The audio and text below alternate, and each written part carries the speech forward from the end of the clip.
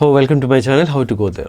ഇന്ന് നമ്മൾ സംസാരിക്കാൻ പോകുന്ന സ്ഥലം എന്ന് പറയുന്നത്, നിങ്ങൾക്കറിയാം, ഹൗ ടു ഗോ ദെയർ നമ്മൾ സംസാരിക്കുന്നത് നമ്മളൊരു സ്ഥലത്തേക്ക് പോകുന്ന കാര്യമല്ല, മറിച്ച് അവിടെ ചെല്ലുമ്പോൾ എടുക്കേണ്ട പ്രിക്കോഷൻസ് അറിയാമല്ലോ. നമ്മൾ അവിടെ ചെല്ലുമ്പോൾ എന്തെങ്കിലും പ്രശ്നമുണ്ടോ, അല്ലെങ്കിൽ അതിനെന്താണ് മുൻകരുതൽ എടുക്കേണ്ടത്. അപ്പോൾ ഇന്ന് അങ്ങനെ നമ്മൾ നോക്കുമ്പോൾ ഹൗ ടു ഗോ ദെയർ നമ്മൾ ഇന്ന് സംസാരിക്കാൻ പോകുന്ന സ്ഥലം എന്ന് പറയുന്നത് വയനാടാണ്. നിങ്ങൾക്ക് എല്ലാവർക്കും അറിയാം, വളരെ പ്രശസ്തമായ സ്ഥലമാണ് വയനാട്. അപ്പോൾ നമുക്ക് വയനാടിൻ്റെ വിശേഷങ്ങളിലേക്ക് പോകാം. Okay, welcome to my channel how to go there.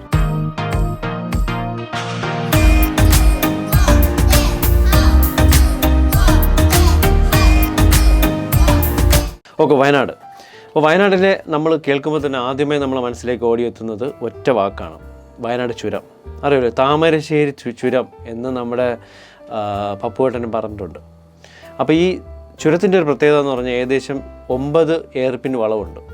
അപ്പം ഈ ഫസ്റ്റ് എടുക്കേണ്ട പ്രിക്കോഷൻ അവിടെ തന്നെയാണ്. അതായത് നമ്മളൊരു ഫാമിലി ആയിട്ടോ അല്ലെങ്കിൽ സിംഗിളായിട്ടോ എന്തായാലും നമ്മൾ ബസ്സിലോ അല്ലെങ്കിൽ കാറിലോ നമ്മൾ യാത്ര ചെയ്യുകയാണെങ്കിൽ ആദ്യം ചെയ്യേണ്ട കാര്യം ഈ 9 എയർപിൻ വളവ് കഴിഞ്ഞ് മാത്രമേ നമുക്ക് വയനാട് എത്താൻ കഴിയൂ.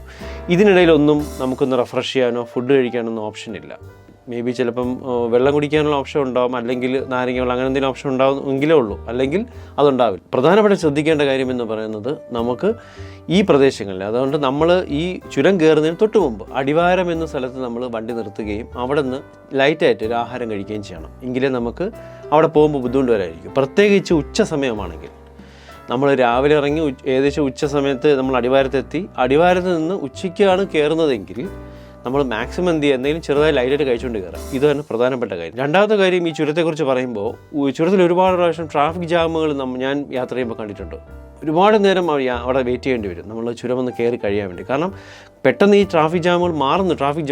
കാരണം എന്ന് വെച്ചാൽ അവിടെ ചുരത്തിന് തന്നെ ഒരു പ്രവർത്തകരുണ്ട്, അവർ വന്ന് പെട്ടെന്ന് അത് എല്ലാം ക്ലിയർ ചെയ്യുന്നുണ്ടെങ്കിൽ പോലും നമ്മൾ മാക്സിമം നേരത്തെ, അതായത് ഒരു 3 മണി അല്ലെങ്കിൽ 2:30 മുൻപ് തന്നെ നമ്മൾ ചുരം കയറാനുള്ള വഴി നോക്കണം. എങ്കിലേ നമുക്കതനുസരിച്ച് ചുരം കവർ ചെയ്യാൻ പറ്റുള്ളൂ. അപ്പം 2 കാര്യം ശ്രദ്ധിക്കണം. 1, ആഹാരം ലൈറ്റായിട്ട് കഴിച്ചിരിക്കണം. 2, ഈ ചുരം നമുക്ക് നേരത്തെ എത്രയും പെട്ടെന്ന് ചുരത്തിലെത്തി ചുരം കയറാൻ കഴിയുമെങ്കിൽ അത്രയും നല്ലത്. അപ്പോൾ ഏകദേശം ഒരു 1:30-1 മണിയൊക്കെയാണ് കറക്റ്റ് സമയം. അതിന് മുമ്പ് നമ്മൾ ആഹാരം കഴിച്ചെല്ലാം റെഡിയായി കയറിയിരിക്കണം. ഇതാണ് ചുരത്തെക്കുറിച്ച് പറയാനുള്ളത്. ഇനി അടുത്തത്, നമ്മളൊരു പ്രദേശത്ത് ചെല്ലുമ്പോൾ, നമ്മളൊരു സ്ഥലത്ത് വിസിറ്റിന് ചെല്ലുമ്പോൾ നമ്മൾ പ്രധാനപ്പെട്ട ഒരു കാര്യം എന്ന് പറയുന്നത് അവിടെ ചെന്ന് നമ്മൾ സ്ഥലം കാണുക എന്നുള്ളതാണ് നമ്മളെ മെയിൻ കാര്യം. കാരണം ഒരു പ്രദേശത്ത് പോയി അവിടുത്തെ ഭംഗി ആസ്വദിക്കുക എന്നുള്ളതാണല്ലോ നമ്മളെ ദൗത്യം എന്ന് പറയുന്നത്. അപ്പോൾ അതിലേക്ക് നമ്മൾ ഈ വയനാടിനെ സംബന്ധിച്ചിടത്തോളം മറ്റുള്ള പ്രദേശം പോലെയല്ല. ഒരു സ്ഥലത്ത് നിന്ന് മറ്റൊരു സ്ഥലത്തേക്ക് പോകാൻ ഏകദേശം 20 മുതൽ 30 കിലോമീറ്റർ വരെ നമ്മൾ പോകേണ്ടി വരും. പോകുമ്പോൾ ശ്രദ്ധിക്കേണ്ട കാര്യം എന്ന് പറയുന്നത് സ്ഥലം പ്ലാൻ ചെയ്യാതെ പോകാൻ കഴിയില്ല. അതായത് ഒരു ഏരിയയിലോട്ട് പോകും. ഇപ്പം വടക്കോട്ടാണ് നമ്മൾ പോകുന്നതെങ്കിൽ, നോർത്തിലോട്ടാണ് പോകുന്നതെങ്കിൽ ആ ഏരിയയിലുള്ള സ്ഥലങ്ങളെല്ലാം നോക്കി വയ്ക്കുകയും ആ ഒരു ദിവസം കൊണ്ട് അത് മാത്രം കവർ ചെയ്യാൻ ശ്രമിക്കുകയും ചെയ്യുക. 2 ഏരിയയിലോട്ട് കവർ ചെയ്യാൻ നിന്ന് കഴിഞ്ഞാൽ ഒരിക്കലും അത് നടക്കാതെ പോകും. ഞാൻ നേരത്തെ പറഞ്ഞ ഈ 30 കിലോമീറ്ററിൻ്റെയൊക്കെ ഡിസ്റ്റൻസ് ഉള്ളത് കൊണ്ട് തന്നെ. അപ്പോൾ ഇനിയുള്ളതെന്ന് പറയുന്നത് അവിടുത്തെ പ്രധാനപ്പെട്ട സ്ഥലങ്ങളാണ്. വയനാട്ടിൽ എനിക്ക് മനസ്സിലായിട്ടുള്ള ഏറ്റവും പ്രധാനപ്പെട്ട സ്ഥലങ്ങളിലൊന്നാണ് പൂക്കോട് ലേക്ക്. പൂക്കോട് ലേക്കിൽ സത്യം പറഞ്ഞാൽ അവിടെ ചെന്ന ഒരു ഗുണമെന്ന് പറഞ്ഞാൽ ഫാമിലിയായിട്ട് നമുക്ക് അവിടെ കുളിക്കാനൊക്കെ ഉള്ള നല്ല സൗകര്യം, നല്ല രസമാണ്. അവിടെ എൻജോയ് ചെയ്യാൻ പറ്റിയ സ്ഥലമാണ് പൂക്കോട് ലേക്ക് എന്ന് പറയുന്നത്. രണ്ടാമത്തെ സ്ഥലം എന്ന് പറയുന്നത് ഇടയ്ക്കൽ കേവ് ഉണ്ട്. ഇടയ്ക്കൽ കേവ് എന്ന് പറയുന്നത് അത് ചരിത്ര പ്രാധാന്യമുള്ള സ്ഥലമാണ്. നമ്മുടെ പഴശ്ശിരാജ, അദ്ദേഹം ഈ ബ്രിട്ടീഷുകാരുടെ ഇതുമായിട്ട് ബന്ധപ്പെട്ട്, യുദ്ധവുമായി ബന്ധപ്പെട്ട് ഒളിച്ച് താമസിച്ച സ്ഥലമാണ് ഇടയ്ക്കൽ കേവ് എന്ന് പറയുന്നത്. തീർച്ചയായിട്ടും സന്ദർശിക്കണം. പിന്നെ ബാണാസുര ഡാമുണ്ട്. പിന്നെ അതുകൂടാതെ തന്നെ തിരുനെല്ലി ക്ഷേത്രമുണ്ട്. അതായത് ഈ തിരുനെല്ലി ക്ഷേത്രത്തിന് തൊട്ട് മുമ്പ് ഇതിലേക്ക് കയറാൻ പോകുന്നൊരു വഴിയുണ്ട്. ആ വഴിയിൽ തന്നെ ഒരു ചായക്കടയുണ്ട്, നല്ല ഉണ്ണിയപ്പം കിട്ടുന്ന ചായക്കട. അവിടെ നിന്ന് ഉണ്ണിയപ്പം കഴിച്ചു നോക്കണം കേട്ടോ, സൂപ്പർ ഉണ്ണിയപ്പമാണ്, അടിപൊളിയാണ്. അപ്പോൾ അതൊരു കാര്യം. ഇനിയുള്ള സ്ഥലം എന്ന് പറഞ്ഞാൽ ഗ്ലാസ് ബ്രിഡ്ജുണ്ട്. ഒരു പ്രൈവറ്റ് റിസോർട്ടിൻ്റെയാണ് അപ്പോൾ ഗ്ലാസ് ബ്രിഡ്ജ് ഉള്ളത്. അപ്പോൾ നമ്മൾ അവിടെ ചെന്ന് അത് ആസ്വദിക്കുക. ഇതാണ് സ്ഥലത്തെക്കുറിച്ചുള്ള. അപ്പോൾ ഞാൻ നേരത്തെ പറഞ്ഞത് മറന്നു പോകരുത്. പ്രിക്കോഷൻ്റെ ഭാഗമായിട്ട് ഈ സ്ഥലങ്ങൾ നമ്മൾ ഏത് റൂട്ടിലാണെന്ന് നോക്കിയതിന് ശേഷം ആ ഒരു സ്ഥലത്തേക്ക് ഒരു ദിവസം കവർ ചെയ്യാൻ നോക്കുക.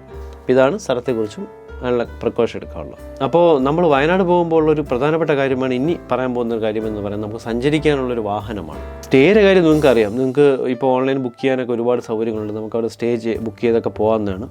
അതല്ല എങ്കിൽ ഞാനിപ്പോൾ ഈ പറഞ്ഞ വാഹനം എന്ന് പറഞ്ഞാൽ അവിടെ റിയാസ് മേപ്പാടി എന്ന് പറയുന്നൊരു അദ്ദേഹമുണ്ട്. റിയാസ് എന്ന് പറയുന്ന ഒരാളുണ്ട്. അദ്ദേഹത്തിൻ്റെ നമ്പർ ഞാനിപ്പോൾ ഈ വീഡിയോയുടെ താഴെ കൊടുക്കുന്നതാണ്, അല്ലെങ്കിൽ ഡിസ്ക്രിപ്ഷനിലുണ്ടാവും.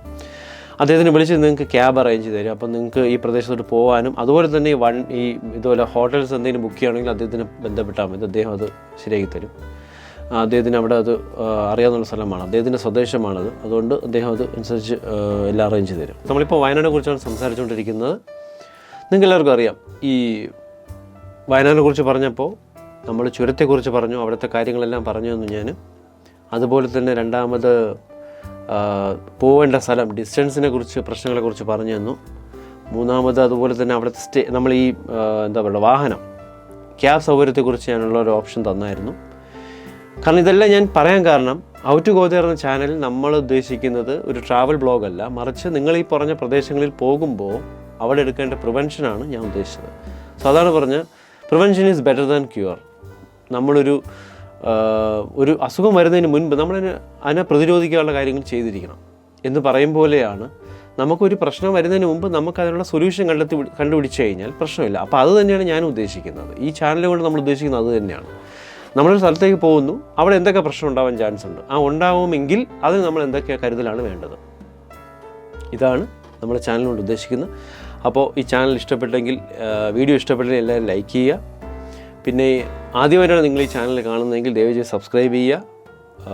അതോടൊപ്പം നമ്മളെ പ്രോത്സാഹിപ്പിക്കുക, ഷെയർ ചെയ്യുക, മറ്റുള്ളവർക്കും ഈ വീഡിയോ എത്തട്ടെ. കാരണം അവർക്കും ഇതുപോലെ വയനാട് പോകുന്ന സമയത്ത് അവർക്കും ഇതൊരു നമുക്ക് ഒരു പ്രിവെൻഷൻ എടുക്കാൻ കഴിയും ഈ കാര്യങ്ങളിലെല്ലാം. അപ്പോൾ thanks for watching. Thank you very much.